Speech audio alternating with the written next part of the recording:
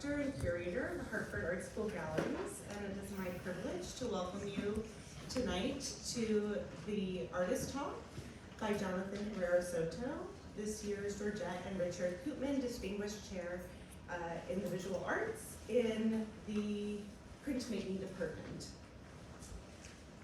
I'd like to thank the Hartford Art School Endowment Inc. Board for their support of tonight's program and the community dinner, and in particular, Board Manager Amanda Lustig for her tireless efforts in organizing this evening's events. I hope that you've all had the opportunity to explore Jonathan Herrera Soto's exhibition, Twice the Legal Minute, which will be on view in Joseloff Gallery through this Saturday, March 23rd. It has been such a pleasure to work with Jonathan on this exhibition, on the small newsprint that I shoved into all of your hands when you came in tonight, and on all of the programming that we have put together. It's truly been the kind of experience that reminds me why I do what I do. When I was in graduate school for art history, I knew from the beginning that I would be working on modern history, that I wanted to work on art of now. But at a certain point, I was required to make a decision. Was I going to focus on modern art, or was I going to focus on contemporary art? Another way to put that is, are you going to work with artists who are living or dead? And I had so many faculty members advise me to work on modern art. Art before 1945, pretty much. Their main reasoning being, living artists are challenging to work with. And they're not wrong, I love you all. But artists can be very challenging to work with. And I'm happy to say that Jonathan Herrera Soto is not one of those. You know, even when we had to make challenging decisions, or when we were working under pressure, the days leading up to the opening of the show, everything about this exhibition and programming has felt really easy. I think that part of that has to do with how aligned our interests and values are, but it's also a testament to the immense amount of hard work and thoughtful planning that Jonathan brings to his art, his installations, and his teaching, as well as a real generosity of spirit and care for the people, objects, and spaces that he engages with.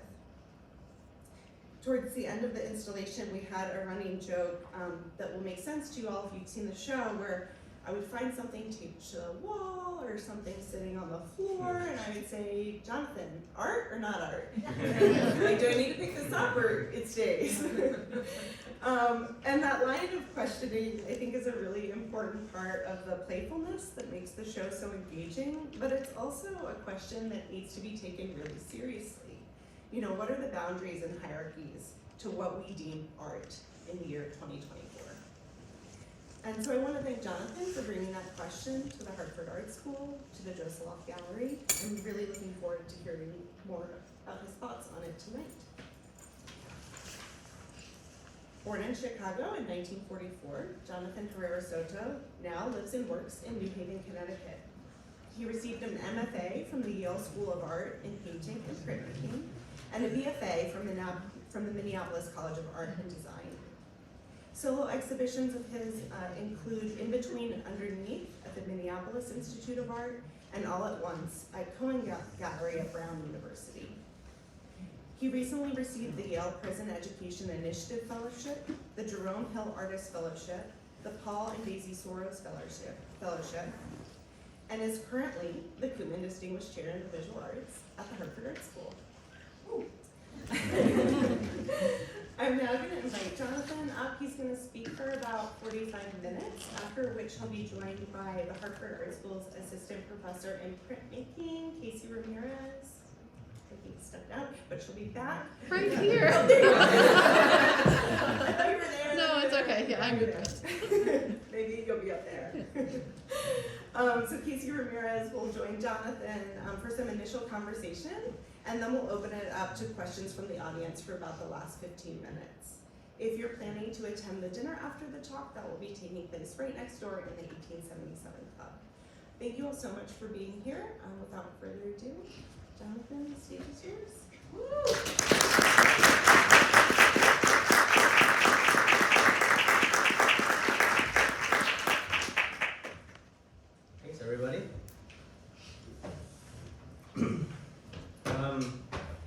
this artist talk came together a little bit like the show. I found that by the end, does this one work or another Oh, one? that's a light. It's fine, I mean, people can hear me. I found that by the end, I would look back and rehearse parts of the talk, and it felt like things were just held together with scotch tape and glue and like on the floor and on the wall. So I hope you bear with me in trying to think through some new ideas, some old ones, but I think I just wanted to start off and thank Carrie, Casey, my Hartford community here, my students, in that it has been such a new chapter in my creative career, my pedagogical endeavors, and I have nothing but grace for my experience and all that I've learned. So anyway, I got a lot to learn, so I have some new ideas, and I'm gonna try to figure them out. I want to start a timer so I don't go over. That's me giving an art talk.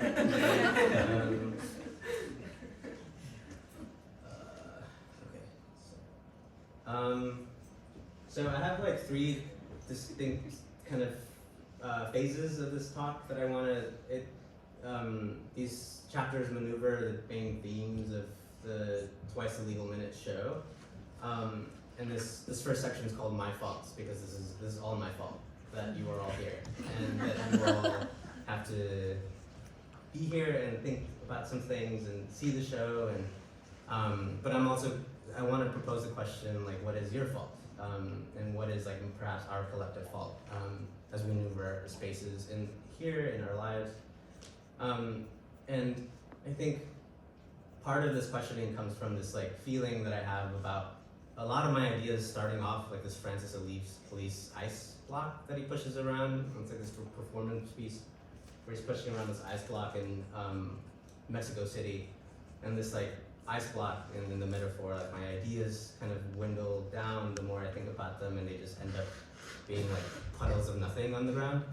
And I think something that I find is that we all experience this, and I also find it a bit reflective of how I feel about the context in which I make work, and also the inheritances I have as a first generation American. Sorry, my slides are behind. I like starting off my artist talks with this slideshow. I'm that guy in the red at the bottom right hand corner with no teeth.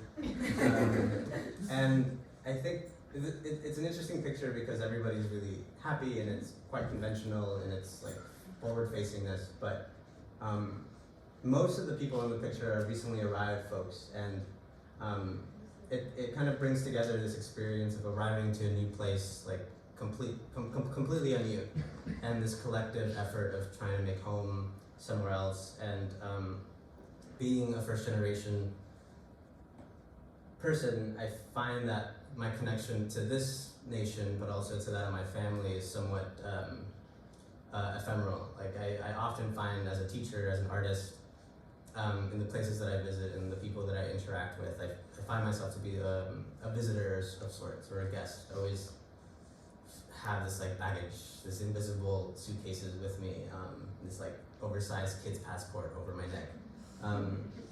And it's also, I feel like a lot of us feel that way too.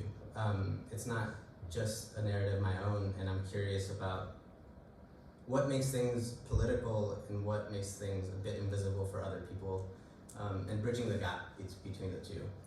From pretty early on, I've been kind of conditioned to be an artist in this professional sense. I got kicked out of high school my freshman year for, I don't know, all sorts of reasons, but predominantly because my parents were getting a divorce, and my academics slipped, and I think I got into a normal kinds of trouble here and there. But the only school that accepted me at the time of my expulsion was this brand new art school in Chicago, Chicago's first public arts high school. It's called Chi Arts. And so I find that if this career of mine was beginning from an accident from the beginning, and it tumbled into this weird professionalism that all of a sudden I fit into this role that many people saw themselves outside of, and I have no idea like how that happened. So it started off by accident, and all of a sudden the doodles and the sketches and the ideas became these professional ones, and you start putting together shows and you start to try to think smart thoughts.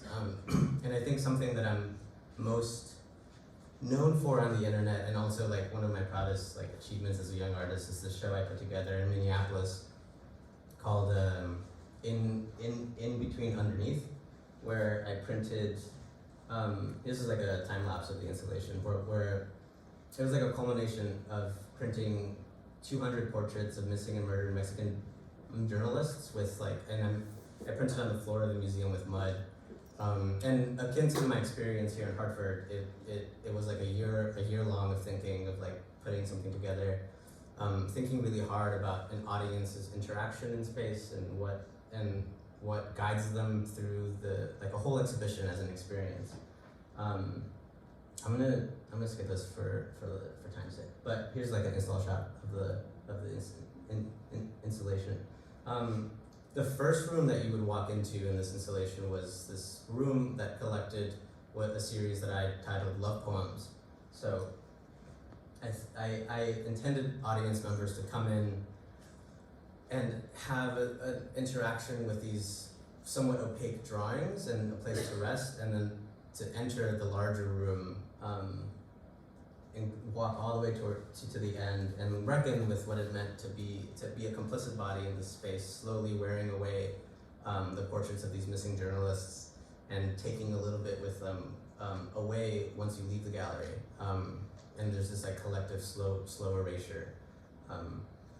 And then the place that you return to leave is completely different, I would hope. Like it would be a place to reflect, of like to think back onto what happened. And I'm interested in places changing, and it feels like that same condition that my parents felt, and we all feel when we leave a place, and then you change and you come back, and then somehow the place is also not the same.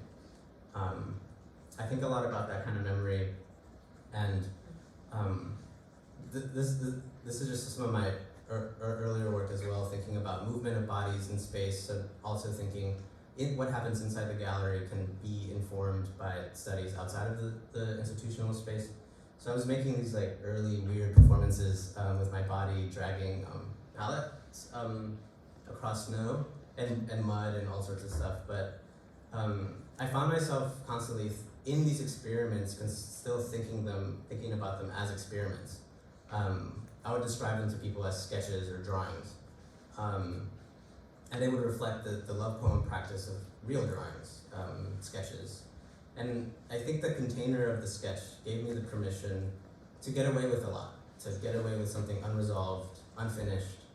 And for better or worse, I think it gave me permission, like a get out of jail free card. Like you can call something a sketch and not necessarily defend it. It exists in this like porous space. And I think looking back, it's a little bit of a cop-out. You don't really own the thing, and you kind of are embarrassed by it, and you don't know how to include it into your portfolio, so it's like not a thing. So lately I've been thinking a lot about the sketch and what is designated as valuable and unvaluable in a practice. Usually sketches, and also in some ways the discipline of printmaking, gets relegated second to painting or sculpture or these other more finished romantic things. And in thinking about my inheritance as an artist, I also find that I've inherited a lineage of drawers and sketchers. This is a photo of my older brother drawing like I think a clown, and it feels like this is an example in which I like ask somebody like, do you still have like the art that you made before? And they kind of look at you and it's like, it's not art. Like it was never art. It was just like a doodle or a sketch. I've been thinking a lot about Amy Silverman, and she has a lot of beautiful writing on drawing. I pulled this quote for this talk. Literally everyone draws, But then people are always claiming that they can't draw, yet everyone with a pencil in their hand is doing some form of drawing. Handwriting is a kind of drawing. You're drawing when you doodle on a scratch pad, diagram directions to your house on a cocktail napkin, or play a Pictionary or a hangman. You're drawing if you scroll a message on a bathroom wall. And then she goes on to describe some artists that kind of what types of drawing that they do. And then at the very end of the paragraph, she says, maybe the only thing that marks an artist is the presence of a double negative. An artist is someone who doesn't claim that they can't draw. So this thing about being an artist and being a drawer is kind of like a political thing.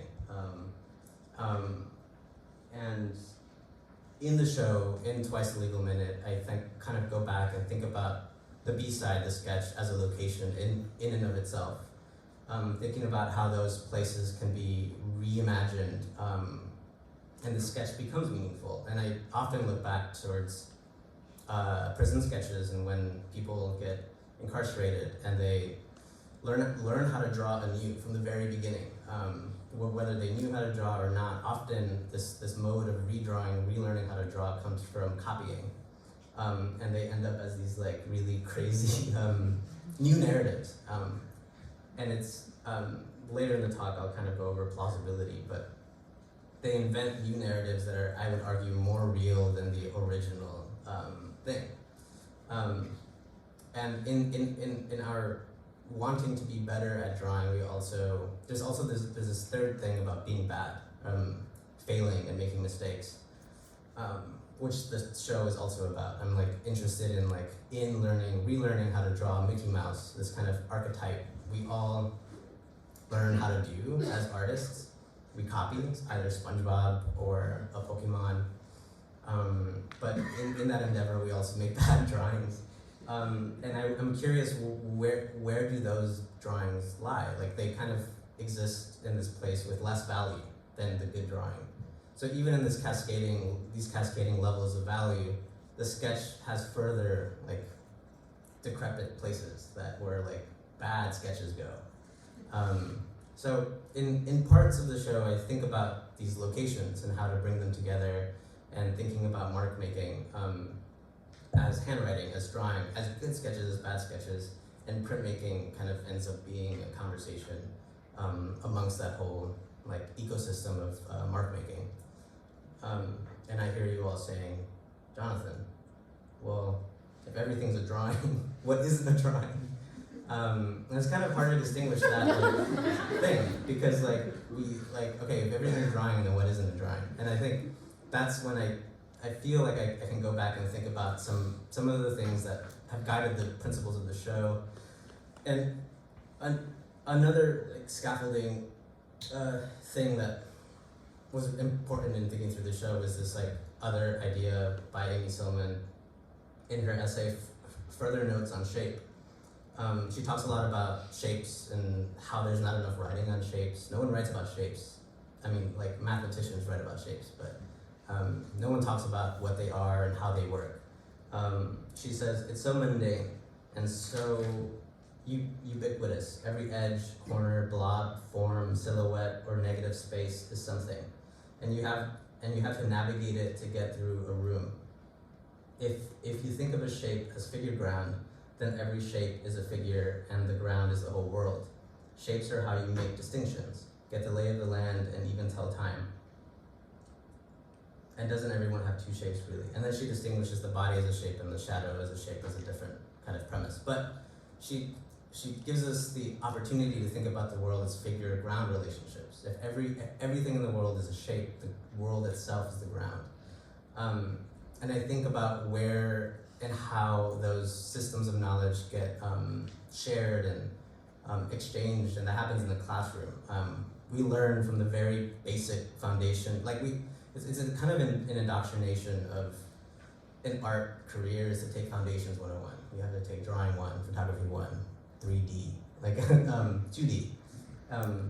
And embedded in those systems of knowledge is this necessity to learn figure-ground relationships.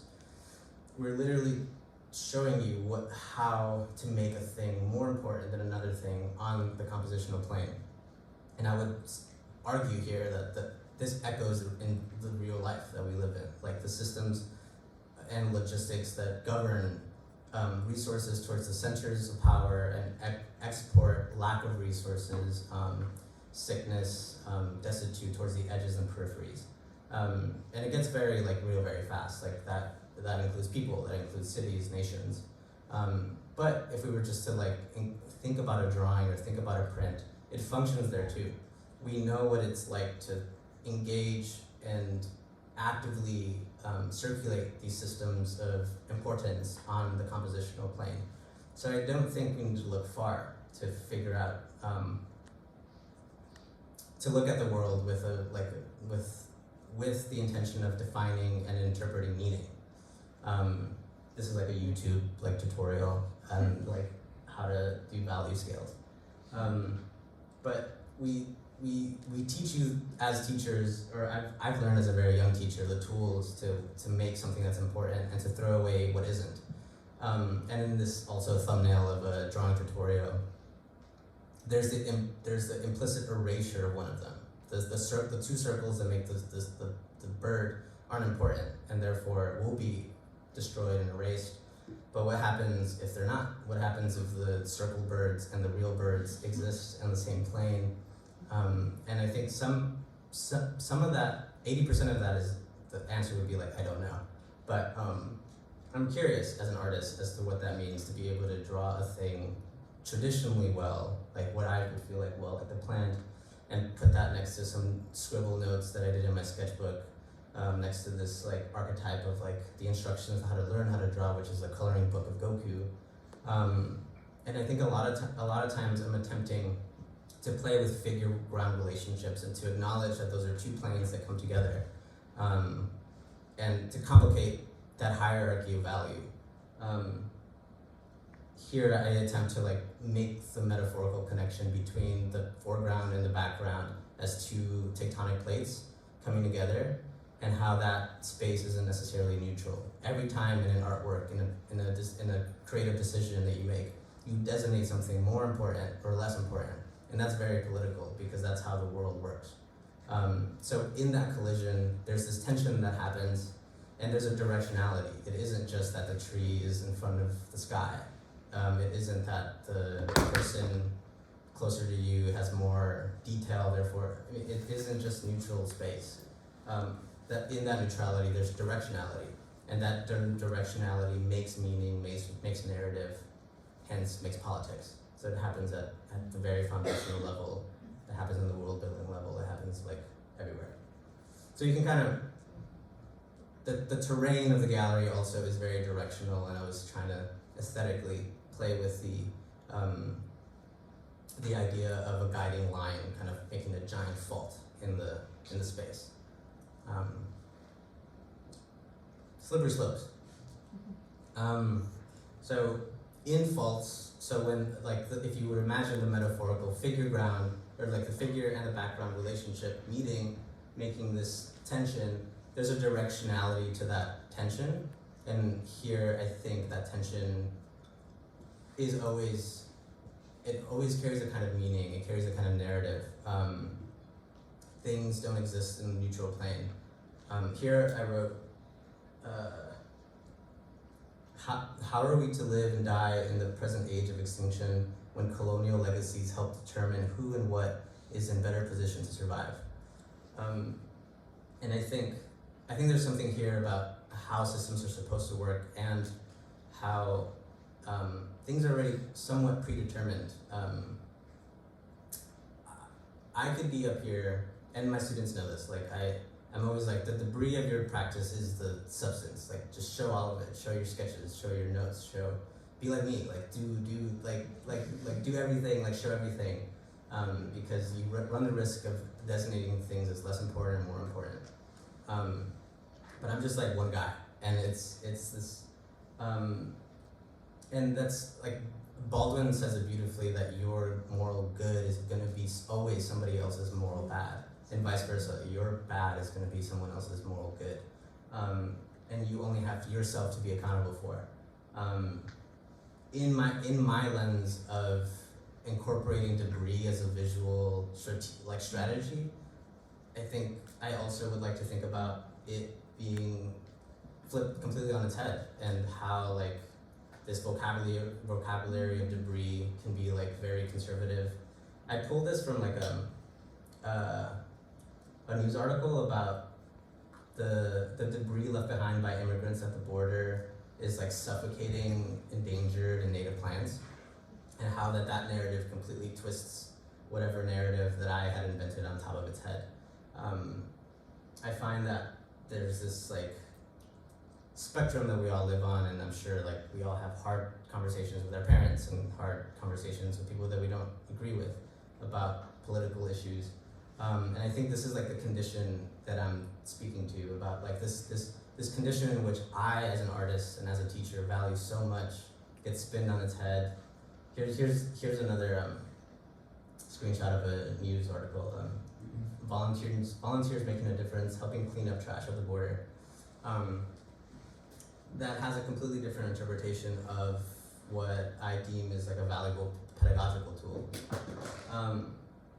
I think that looking at the world and how nations, societies, and communities scaffold narratives is important to think more thoroughly about this figure-ground relationship and how those two places meet and make narrative. I remember I was a student at Yale, and I took this biopolitics course where we read a case study of the native fallow deer that went extinct in Israel, and they brought the deer back from there's a word for it when you bring back an extinct species in a location.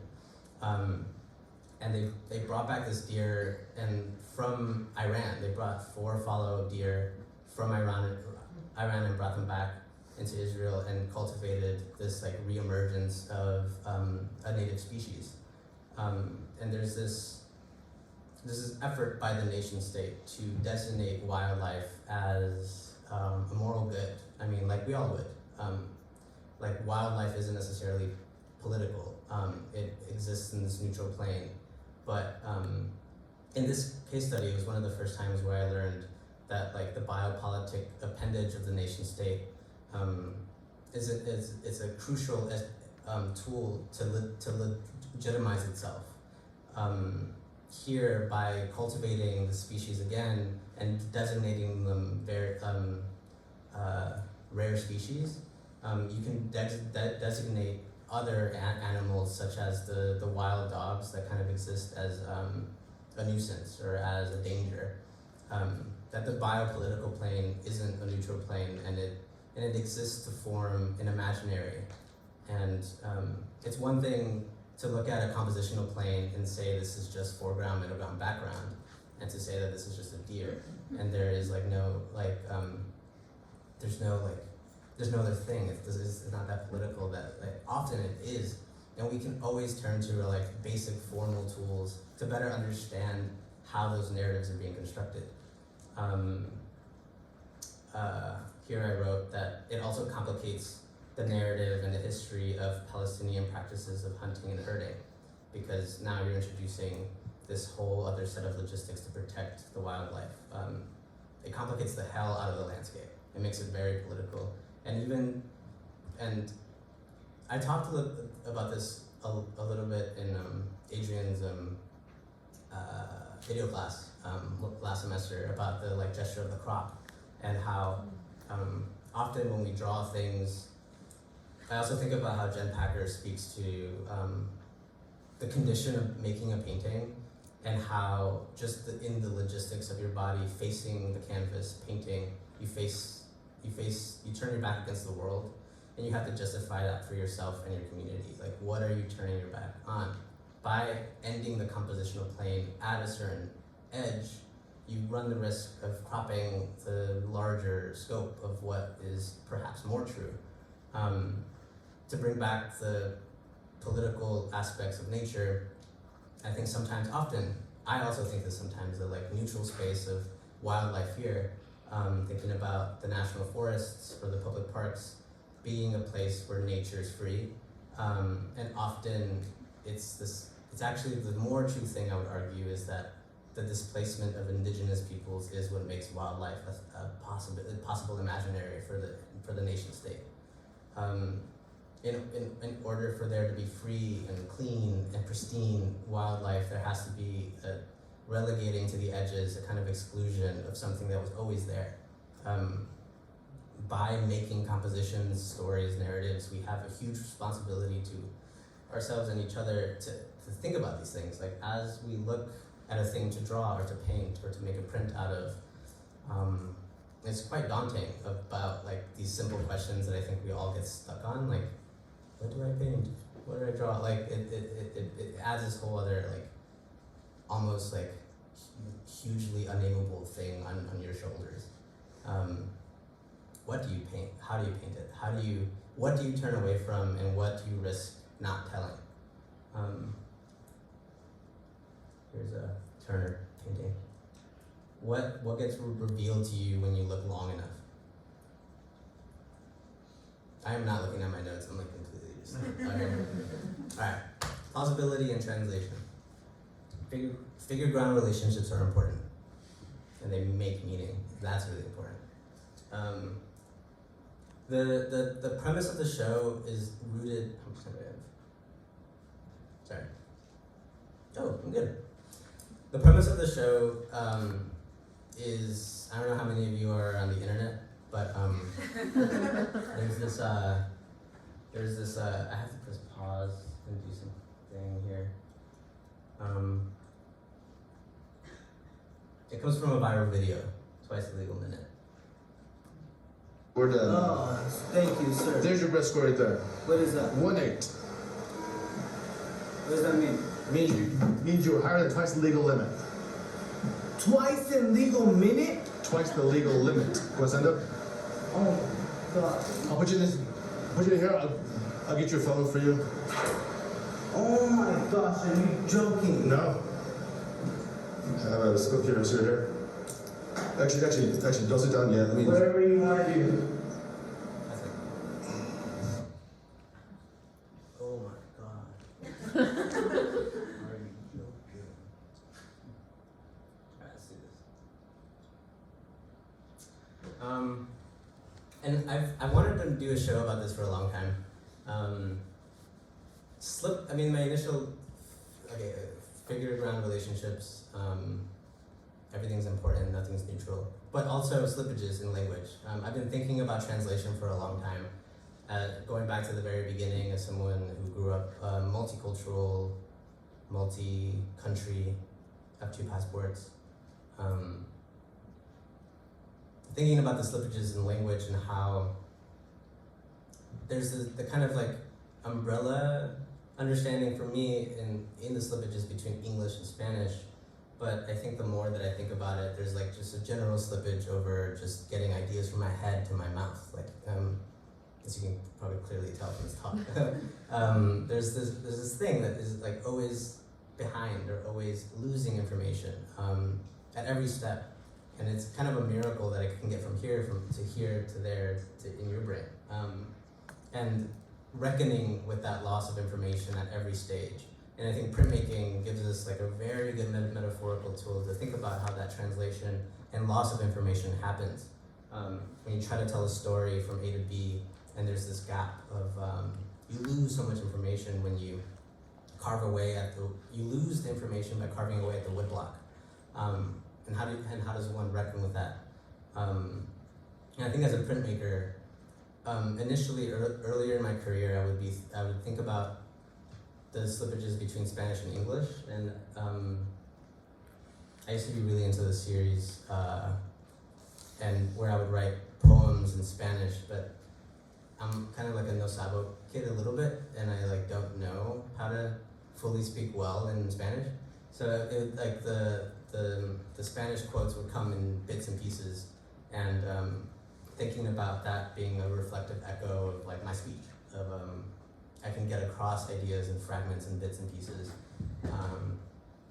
carried on these clothes further, like going back and thinking about that visual strategy of debris and how things land the way they land in space and in the public sphere. To me, like that is a signal, like all the trash that kind of aligns the sides of highways or at the parks in the encampments or like on the edge of the river, there's all this trash, and I feel like it's a sign of life, and it's also simultaneously this like sad kind of feeling at the same time. This is like a sad life as well. But you can kind of see like where I pull some of that visual strategy from. I like think about how things lay, and I like echo them on the compositional plane, attempting to bring the wall as a shape in and of itself, and thinking about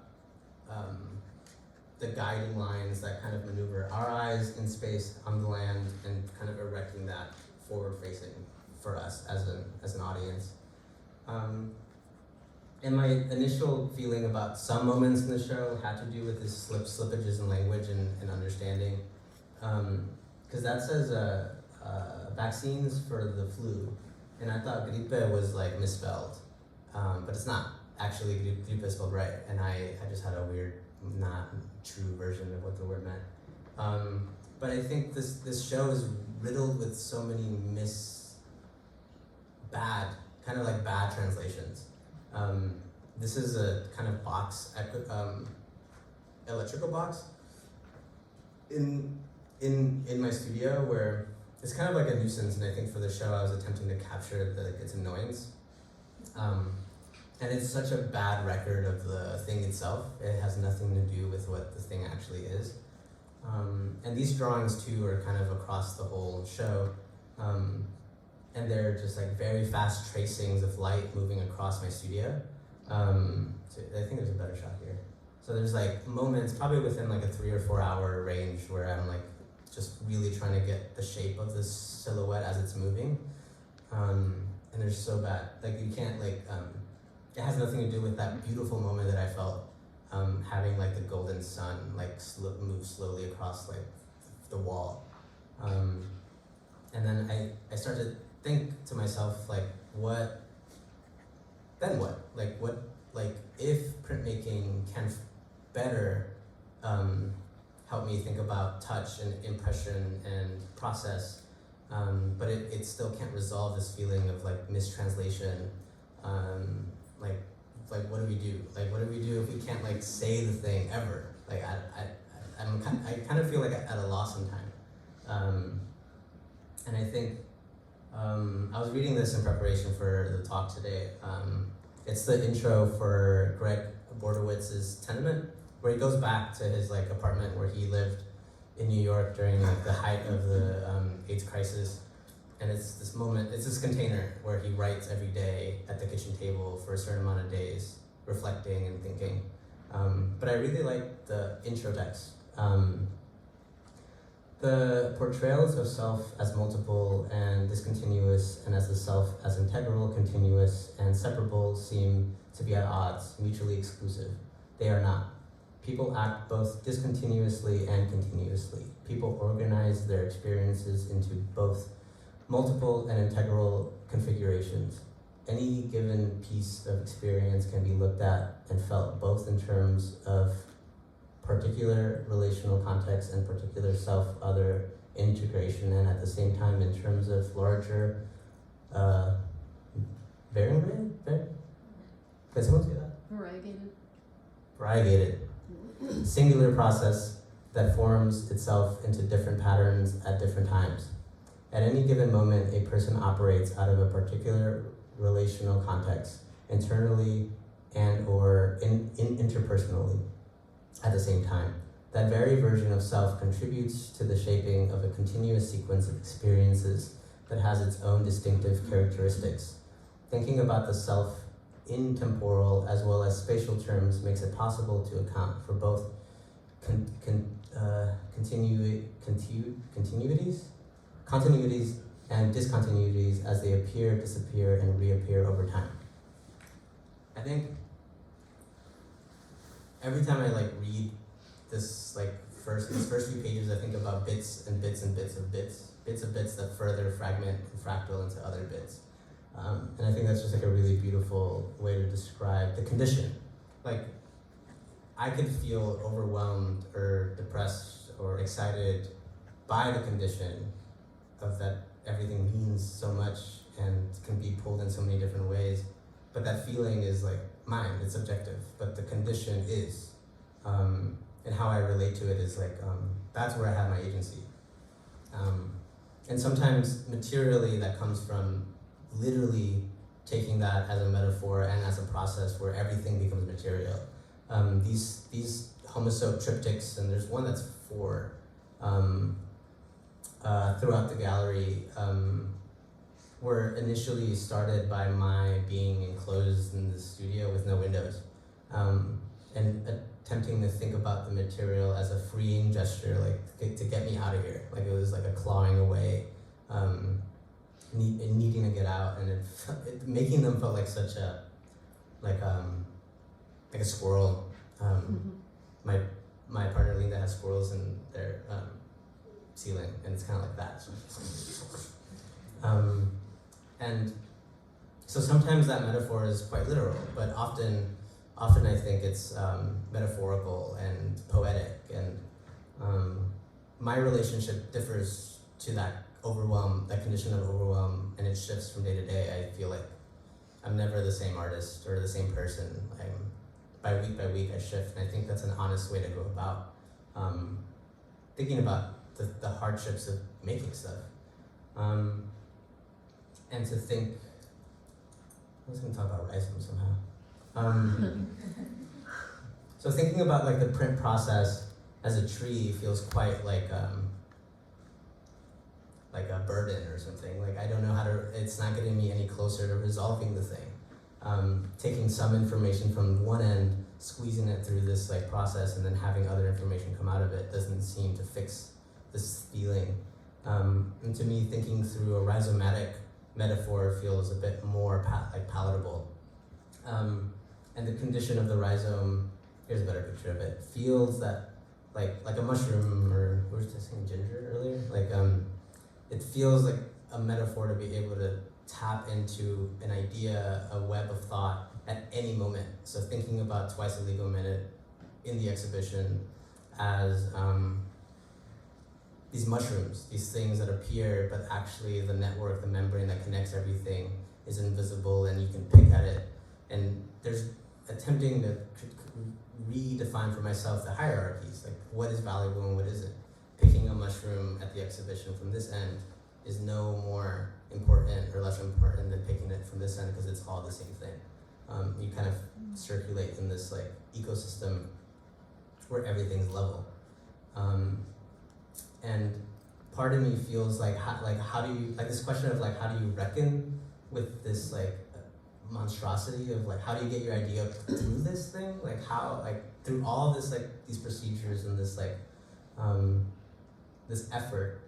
To me it feels like instead of pretending that it's not there, you incorporate it. It's part, the press is always there. The press is living with the work.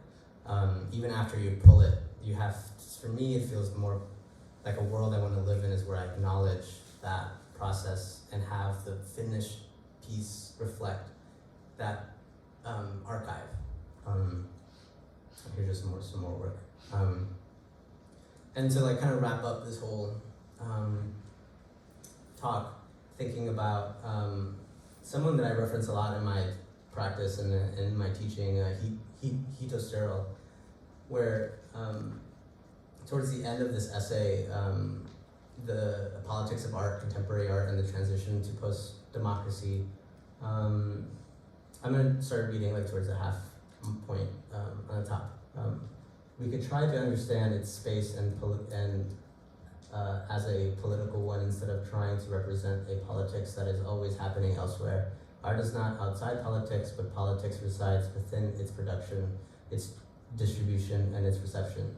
If we take this on, we might surpass the plane of a politics of representation and embark on a politics that is there in front of our eyes, ready to embrace. So I feel like part of my reckoning, and as a teacher, my invitation to others, part of our reckoning, our fault, is to be able to embrace what's there. We don't have to think, invent, construct a world anew. That the elements are all there, and it's about engaging the process as it is, honestly. And that's what I try to do in Twice a Legal Minute. Done.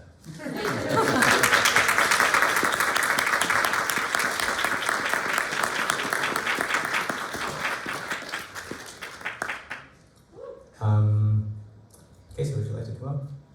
Casey was the person that invited me to be Koopman Chair and want to just chat for a while. Yeah. I was gonna say, no, I don't wanna come up, but I'll come up. I did good. Fantastic.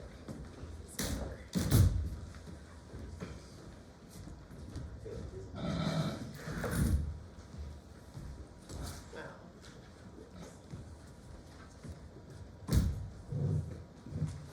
Is it on? Is it on? I think so. Well, I wanted to take a moment and thank Jonathan for being our Koopman Distinguished Chair in the Visual Arts and Printmaking this year.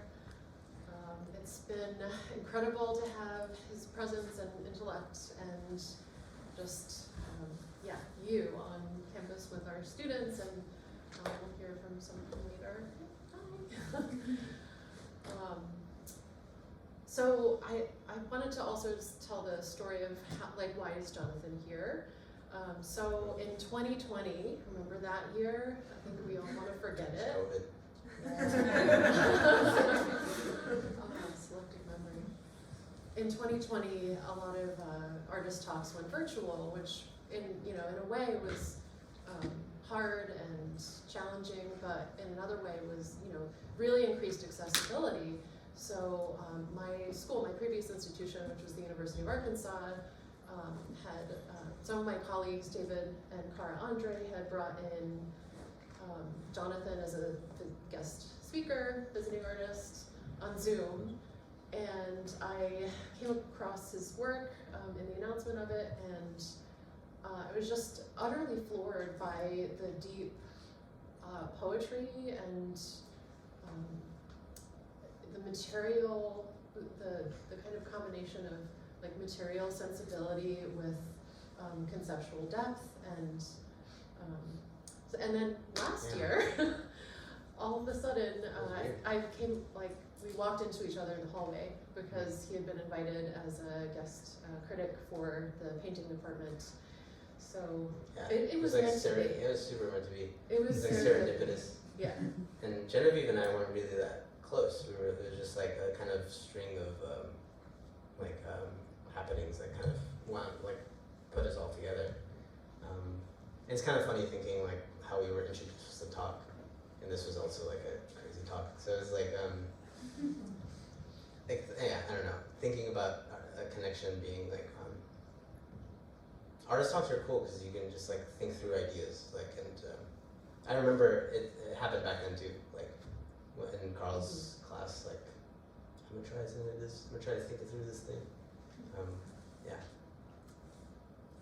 No, it was great the way you kind of wove these different ideas, and that's what I feel it's so rich to be able to integrate all these ideas. And man, I'm totally sold. Whenever you show me a diagram of a strike slip fault, that's you got me. It's figuregram, yeah. But yeah, as part of Koopman Chair, I graduated a year ago, and I think I just want to express huge gratitude for your trust in me, because the Koopman Chair is a very big thing, and I feel it took a lot of trust in inviting someone who just doesn't have that much teaching experience, and in the end, pedagogy has completely remolded my practice. I think. It's just it's kind of where the rubber hits the road, and you can think about mistakes and failures, and then you tell your students that it's okay to make mistakes, and then you go back, and then you don't make mistakes in your studio. I don't know, it really put things into perspective, and being a teacher here has made me like such a more like curious artist, I think. I haven't, yeah. But You actually had like a decent amount of teaching experience from workshops to this. yeah, I taught like You're a a bunch, complete yeah, green but like, newbie. yeah. The summer before coming, I taught through the Yale Prison Initiative, and I think we talked a little bit about that, but how like that also was like an important part in thinking through this like concept of figure ground relationships,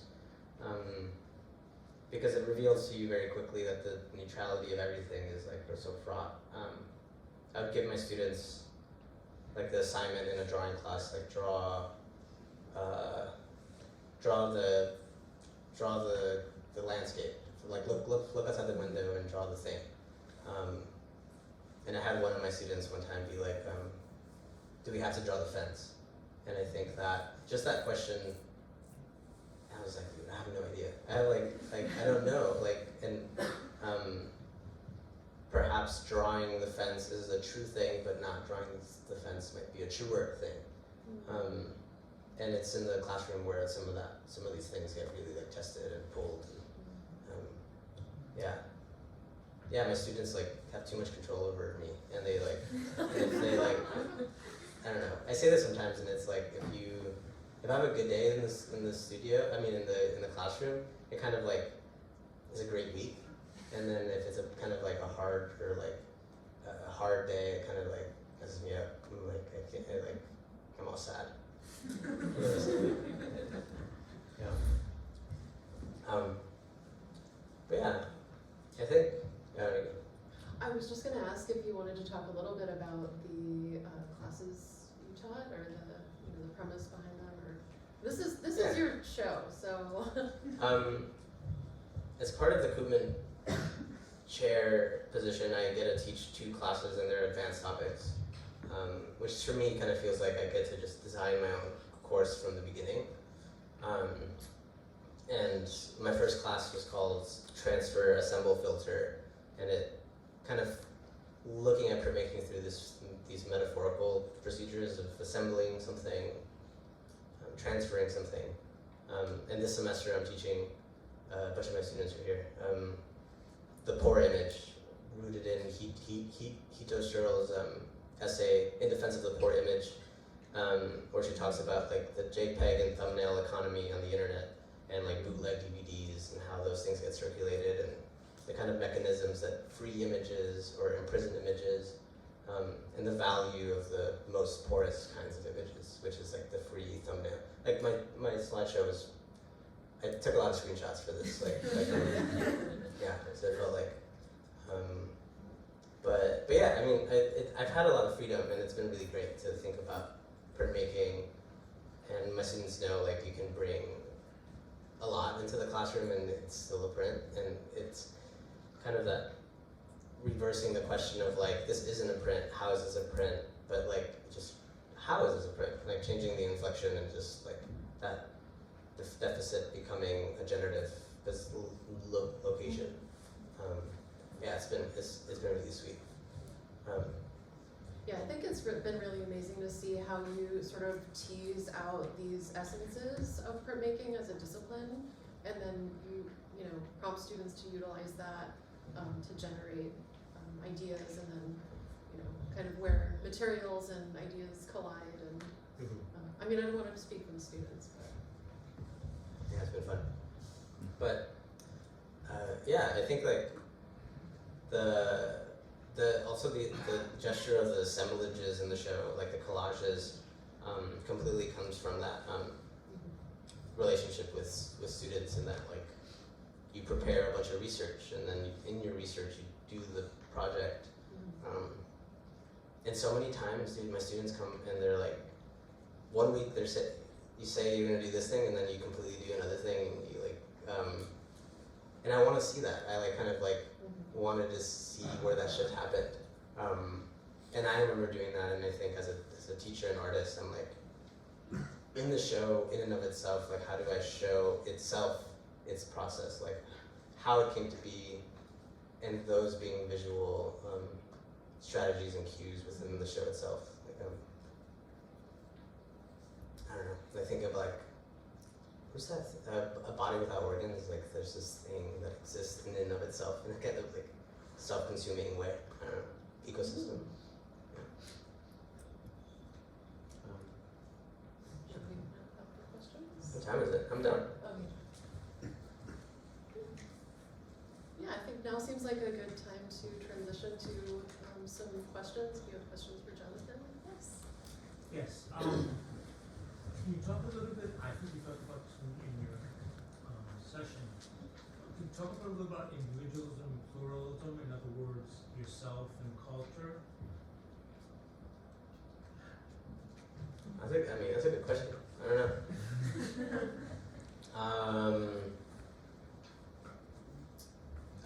Yeah, I mean, maybe just to go back to the talk. Prison drawings, I feel like, are a very cultural thing, like a specific thing. And I think,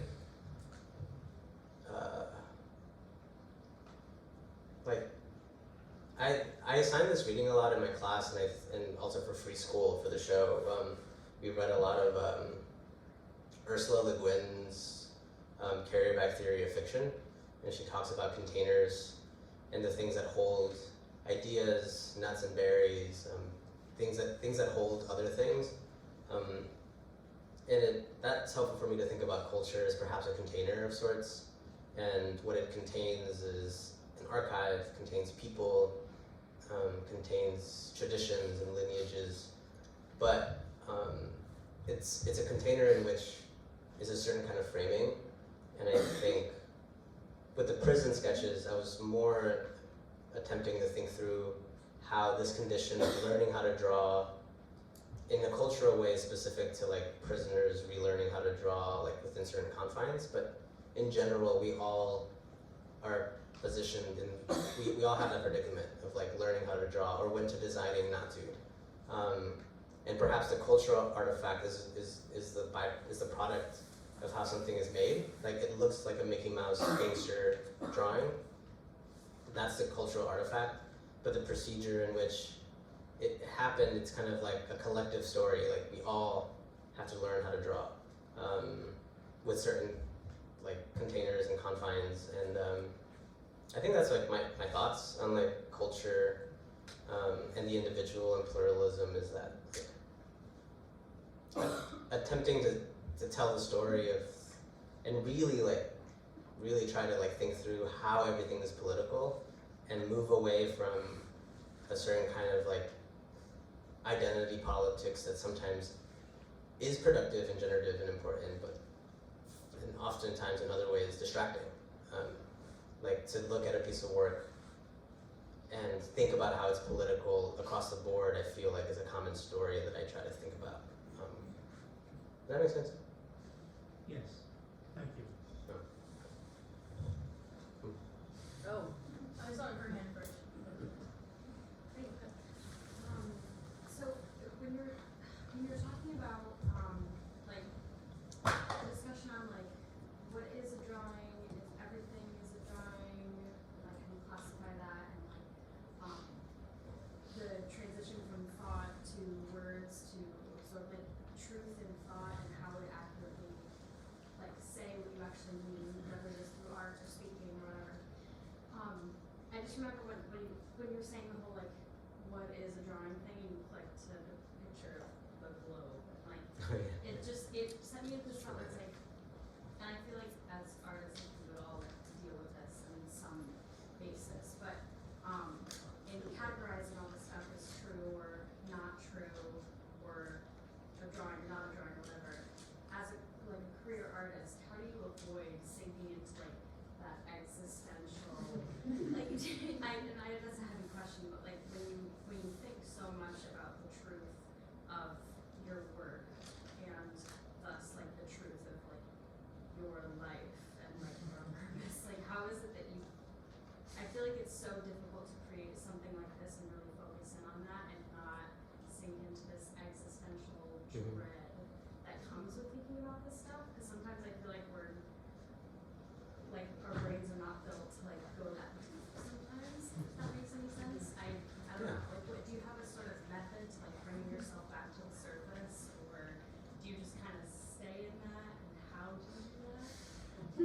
That's a good question. Can I mean, Casey's also like an amazing artist and printmaker, and can I ask you that question too? Like, I'm muting my mic, so I'm done. like I can answer, but I also like I would like to know how other people do. Like I don't know. Like I was just gonna say something flippant, like Yeah. yoga. I mean, I need to think about that a little more. I think we do have these tools, and it is an important thing. And in all seriousness, yeah. I have existential dread, and I have, as a person, a human, and an artist in the studio, in the classroom, and I don't know, not to go down a dark rabbit hole, but I want to hear what you have to say. Sorry for putting us there. I'll be back to you. I mean, towards the end of the talk, there's this like thread of being honest about how the press is in the work, and I find that there's something about like a kind of surrendering that feels generative to me, like to build another world or to construct a way to fix a thing that is broken feels like it's only going to give me like more dread, but to surrender to it, and in teaching being able to like talk to students and to think through like what does it really mean to see the world, because we think we know, and oftentimes we don't. Like whoever taught you how to crit, they just put you in a classroom once in undergrad, and they're like, all right, we're going to talk about your work, but no one ever was vulnerable about what that meant, to me at least. And I think sometimes it's about surrender in that what is crit in a group, like to you, to me, like what can it be? What is the world and how is it defined, and what are the kind of parameters in which we make stories and narratives? Like that was like the whole figure ground thing about, to me that's a really helpful tool to think about the world, but there's definitely not the answer to how to fix it. Like it's just to how to, I feel like for me it feels like I want to figure out a way where I can be a participant, and to me that feels like a looker, a seer.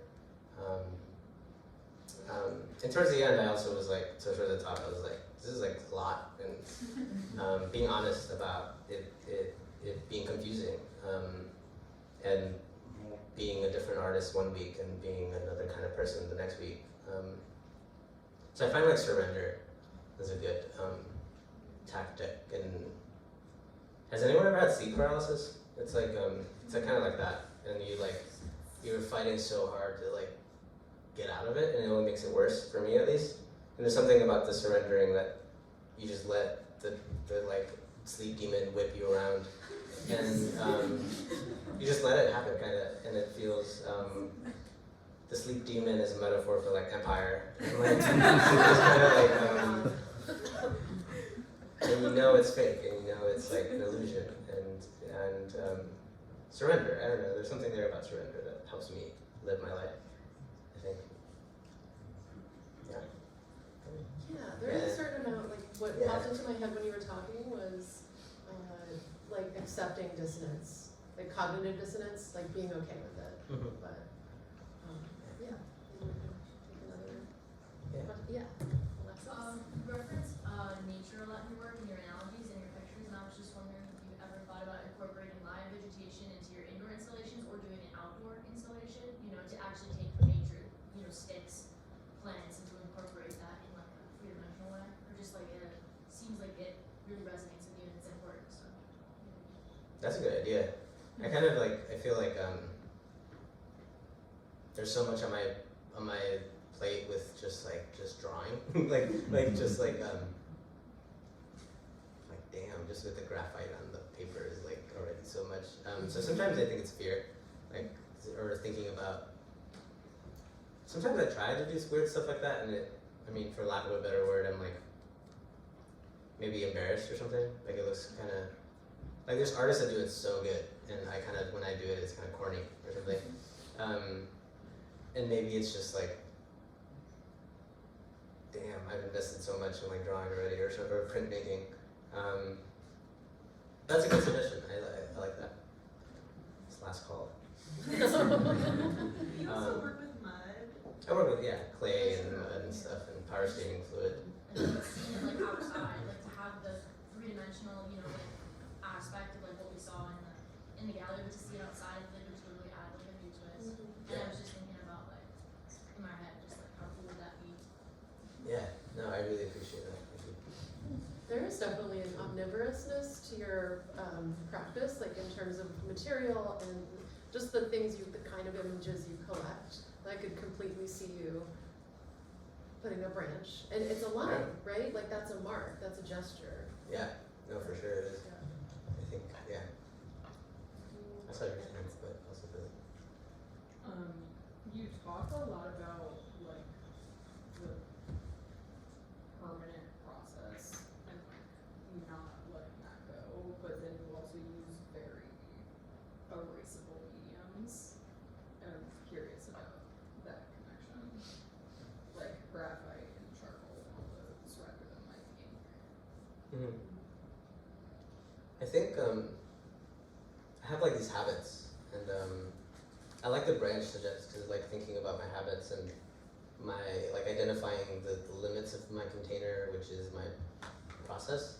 Because I find that just the particular decisions in material sometimes just boil down to color and tone and warmth of the like cheap drawing paper on this with particular graphite, or leaning into intuition. But often those decisions are made with just like hue, scale, color, texture. And underneath that, a perhaps more honest truth is this like DIY survival strategy of just using whatever I have in my studio. And it's conventional. Like, I mean, I have like a few, like, I paint a lot with motor oil and power staining fluid, but I would say like the graphite in particular is from this like indoctrination of being an artist. Like you learn how to draw with a pencil, but sometimes throughout the exhibition that gets a little bit more complicated, and I think the clay and the power steering fluid and the scotch tape and stuff like that feels like it does the work in a tonal range that I really like. And if there's anything I'm trying to like think through is how the formal is the fit, the vehicle in which we enter the political. Like it's all accessible through scale, value, color.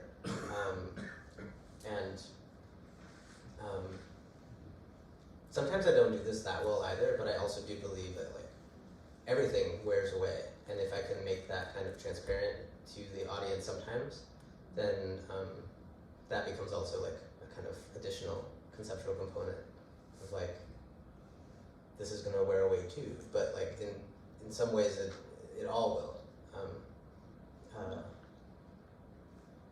No material is like archival, and when It's a matter of degrees. yeah, How exactly. archival. And maybe the thing is to slow down the degradation in every instance, in every archive. But some pieces will fall apart way faster than other pieces. So part intention, part intuition, I just like the way things look color-wise. Really? Going back to existential dread, I love the question of thinking about why do we make art when the world is on fire? Or like the question that was so present for us during the pandemic, like, this is hard, I can't do this right now, or like I can't turn in my homework because my life is too hard. And I think you hinted so much at, and you maybe talked about this already in your talk, but like, because the world is on fire, because our world is a mess, because our lives are hard, we make art. Or I'm in the studio and I work through things and ideas in the studio. And I heard you kind of talk about strategies of like actually working through that. Like going to the studio is engaging in politics, not escaping from it. You know, and when we were in the show the other day with my drawing class, and the students were like brilliantly reading like the ground, like the homoso ground has been reoriented, and that like gave them a clue, like, oh, you're like shifting the ground, you know, and like that you can read all sorts of metaphors into like what that means. But I was wondering if you could say a little bit more about like, I don't know, your philosophy of, you know, like stepping into the studio when the world is on fire, like why do you do what you do? Of course it's a big question, but if you could like rename some of those things. For sure. There's a few things that come to mind with that, thinking through that, some of that. I tell my students sometimes to be wary of taste. Like if something looks good, just like think about it twice. Because like taste is manufactured too. There's just like a recent hyperallergic article that came out about like Rauschenberg's like win at the Biennale and how it might have been rigged by like, because like the US had this deep investment in pushing the image of the American impressionists. Like we're free. Look at how our artists paint, and versus the like socialists who paint in the realistic manner. That taste and goodness and mastery is fabricated and rooted very like in tandem with empire. And that's like one clear instance, but I'm also thinking about, I don't like Jerry Saltz that much, but he did say this cool thing once that he's like, I think we're reaching to a point where we will realize that everything has been done by everybody always. Like, because history is taught to us in a particular way, we think that some things, for good reason, had more resource, had more like spotlight. Think about New York, but when you think about other countries, everything's been happening. It's just like the allocation of the spotlight and resource has not been kind to like things that exist outside of the canon. So there's this balm that I feel with thinking about like the true reality that people have been making so much about everything forever, and that in times of crisis is no different. And rethinking crisis also, like we've all lived through COVID, and we've all lived through a bunch of stuff, like recently. And there's this indigenous framework that I first heard at a artist talk at an indigenous film festival, where one of the filmmakers began his panel with like the premise of like that the apocalypse already happened. Like it's not this thing that's coming. It happened already. Like for indigenous communities in the United States and around the world, they have been living in a post-apocalyptic, and have been making art and like holding onto their like traditions in a post-apocalyptic world. And what does that mean? That actually this crisis is cascading, and we collectively live through COVID, but that like private pandemics happened, individual people or communities often, and it's like this whole thing that crisis is an experience as a monolith. So I think about like the people who have been making work through all the crises, and the world has ended for lots of people, and like looking at that kind of resistance and that kind of art making, and you too, us too. We live in the post-apocalyptic world, and why haven't we been making the things that we have been? I don't know if that's a good answer, but I think about stuff like that a lot. All the work that we cherish has been like made post-apocalypse. Sandy. With the idea of security as an artist, I want to ask both of you about this. How far in advance do you plan your career? And what do you do next?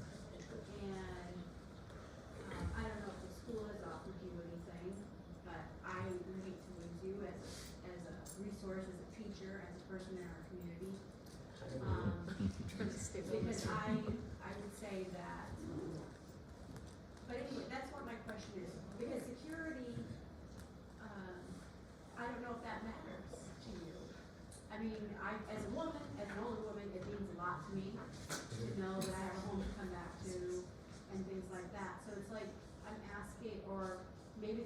where you are in your career yet, I don't know.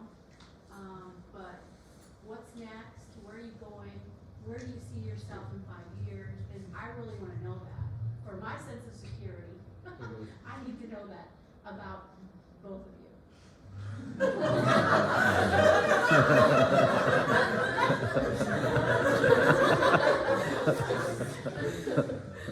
Ted, you're in. No said, dude. I don't know. I don't know what's happening in 5 years. And I think part of what you're saying is very true. Like this, like not benefit of the doubt, but giving younger folks. Like I remember, like when I was really like, I mean, I turned 30 soon. When I was really young, people romanticize this like transientness that I had, like moving from residency to residency, or living very low budget, or like barely sustaining my life with like artist grants. And I think young people get allotted a lot of like romanticism. And my roommate, for example, is 48, 49, and she just got admitted to the Yale program for painting, and that's like we have completely different lives because she's also a mom, and this pressure is definitely has a different tenor, and it's completely like gendered, and it's completely like gives younger people like the privilege, and so I think people like definitely more in the past, but like I think I am allotted to like when I say I don't know, it's kind of okay, weirdly, but I don't know what's gonna happen in the next 5 years. Like it's I'm gonna try to teach, I'm gonna try to hang out, I'm gonna try to make art, teach. I said teaching.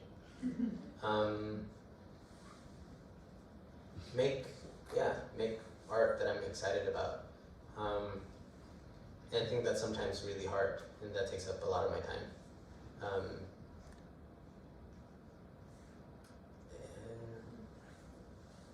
don't know. You're right. I think there's like a lot of like privilege that gets allotted. That's a good question. I think to just point back to the talk a little bit, like even to answer like how or maybe like we can answer like where we are, like I don't even know that. Like I got expelled from school and then just started doing art because it was like the only thing that I can do to make it up to my parents for like being bad. And I was like, I'm never gonna let them kick me out again. So it's kind of this like revenge thing. I'm gonna be good at drawing so like they like me and I can't get kicked out again. And I don't know where it happened, but slowly that changes, and then now I'm here. Like I don't know, it kind of it's weird I think you used the word professional, or like that's a weird thing. It's like a very weird thing. Like, do you have any thoughts? Security? Yeah. Where are you gonna be in 5 years? Oh, my thing died. No, How much? It's 6:20. Yeah, so what works too.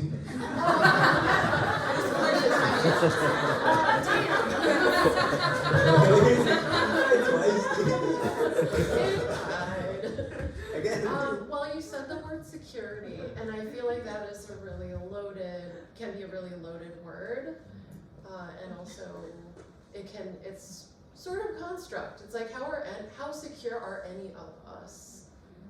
And you happen to be asking that question in 2024 in one of the auditoriums at the University of Hartford. So I'll leave that there. Sorry. There's stuff going on. It's But I guess I will answer it this way, which is that I feel extraordinarily lucky that you said yes. Number one, he said yes, and I think our paths are varied. I don't know. Yeah. Wandering. Fleeting. Yeah. I was just thinking about something Power Booth said. Is Power here? I don't think he would be here, but he referred to he's recovering, but I think it's a mathematical term called the drunkard's walk. Is that right? Apparently I'm not a math person, but it has to do with basically like the way a river might flow, or like responding to these different things and forces and pressures that happen along your path. Yeah, it's called the drunkard's walk. Anyway. Yeah. I'm not saying that I or Jonathan necessarily has or does or will do that. It's a path for sure. Yeah. How about another question? We have a couple minutes. My question is, have you spent any time like in the Hartford city proper? I like, not really that much.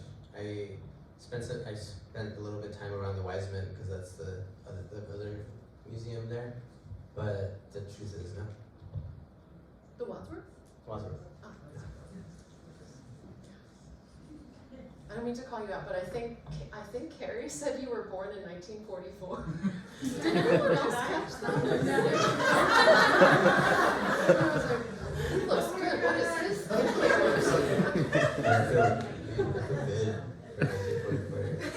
He is a modern artist. You are so still living. But Connecticut, I mean, not to, like, Hartford isn't Connecticut, but like, it's been real. Like the students here are great. I was invited to be in the show in Real Art Ways, so I spent, that's been a structure that's been really, I haven't seen a structure like that anywhere. And I went to one of their, the Thursday events. There's no other place I've seen that does it in that way. So I've seen a little bit, and what I've seen has been I don't know what, generative? Yeah, it's been cool. Do you have any hand up? I had a quick question. I don't know. I'm sorry. Go ahead. No, there's see. I don't think I'm going to formulate this really well at all. But you were talking about language and printmaking and the loss of information that happens in that translation/mistranslation.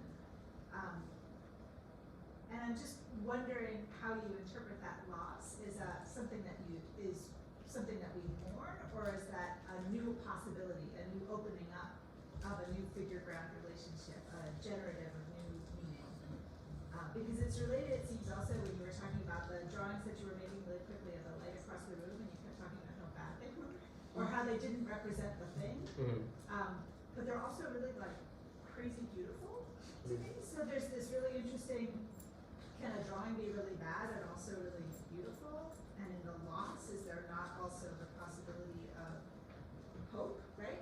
Yeah. And it makes me think of, I don't know, Rebecca Solnit talks about hope as not something like airy-fairy, but it's like where the rubber hits the road, where you actually do stuff. And that strikes me as what happens when you're confronted with those kind of losses or those kind of failures, that they're actually opportunities for hope. So I'm just wondering if that, what you mean when you say loss and what you mean when you say bad, I guess. Yeah, I think or specifically bad is the value destination. If there's a spectrum of good and bad, there's parameters that define it. But yeah, I think it's everything you said. If I'm able to pick one or the other, it'd be both, or it'd be it could be a generative and mournful. Thinking through the thing as a rhizome, it feels like in any direction you go, it still pulls on the tension of the thing itself. So you can go this route or go that route as far as how you decide to engage with that condition or feeling of loss. And maybe selfishly, I would just say there is no rule. There's simultaneity is perhaps the textured way the most generative way to think about things. That it can be multiple. And Amy Stillman says some crazy stuff sometimes about I think in one of her interviews, she was like, I'm engaged with the process and that's what I'm invested in, and if a thing happens to be beautiful, it just is by accident. And I think that's not true, dude. It can't be that true. You make beautiful things, and it's okay for it to be beautiful too. Yeah, maybe someone, yeah. And Jen Packer also in her Whitney talk says a lot of stuff that painting can't do.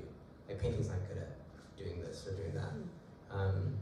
And I like the bothness of it, like that it's really good at doing these things and also like mourning the ways that it can't or it falls short or it fails. Yeah. Sherry? Your presentation has brought up a million questions in my mind, but then they sort of fade off into the next one, one after another. But one of the things that continued to be on my mind throughout was given that you're disrupting hierarchies, for good reasons, but whatever, thinking through what else it could be, the other way to look at it, just to equalize or to bring about a change of what's generally accepted. And I was trying to figure out, what is there any ground of that?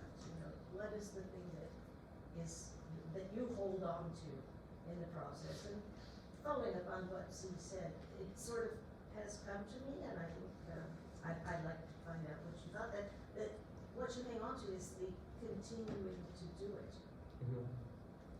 In other words, it's making art. Yeah, I agree. And that's Yeah, to continuing to do it or to... that's the stable part that also sort of keeps that existential dread at a level that's manageable. Yeah. Keep going. Yeah, thank you. Yeah, being manageable is a thing. Like it's like maintenance and care. Things break, and it's about like the maintenance of like a daily practice. It being reparative. Yeah, things are always like working towards their own destruction often, and it's like I like your word, manage. You have to manage that destruction on the on the day to day. I agree. That was good. Last question. Maybe that's a nice moment to end on. We hope you do continue making art. You were born in 1944.